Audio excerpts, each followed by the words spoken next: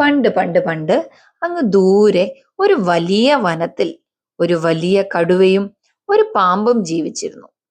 നല്ല ചങ്ങാതിമാരായിരുന്നു അവർ. ഒരു ദിവസം ഒരു പാറയുടെ മുകളിലിരുന്ന് ചുറ്റും നോക്കിക്കൊണ്ടിരിക്കുകയായിരുന്നു നമ്മുടെ കടുവ. അപ്പോൾ ആ വഴി വന്ന പാമ്പ് ചോദിച്ചു, എന്താണ് കടുവ, നീ എന്തിനാണ് ഇത്ര വിഷമിച്ചിരിക്കുന്നത്? കടുവ മറുപടി നൽകി, എനിക്ക് വലിയ ശക്തിയും വേഗതയും ഉണ്ട്. പക്ഷെ ആരും എനിക്ക് സ്നേഹവും പ്രശംസയും നൽകുന്നില്ല. അവരെ സന്തോഷിപ്പിക്കാനുള്ള കഴിവും എനിക്കില്ല. പാമ്പ് ചിരിച്ചുകൊണ്ട് പറഞ്ഞു, കഴിവുകൾ ഓരോരുത്തർക്കും വ്യത്യസ്തമാണ്. നീ സ്വന്തമായ ഒരു കഴിവ് കണ്ടെത്തണം. അതുപയോഗിച്ചാൽ നിനക്ക് വലിയ മാറ്റങ്ങൾ സംഭവിക്കും.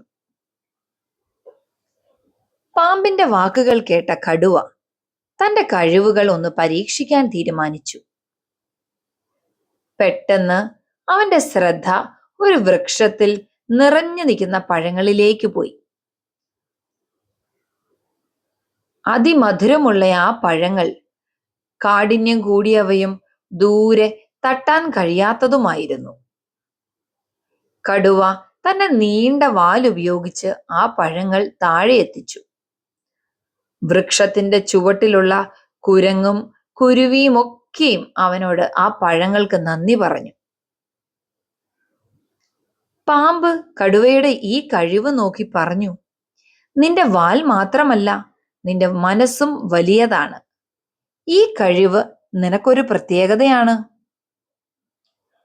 ഗുണപാഠം: ഓരോരുത്തർക്കും അവരുടെ സ്വന്തം കഴിവുകൾ ഉണ്ടാകും.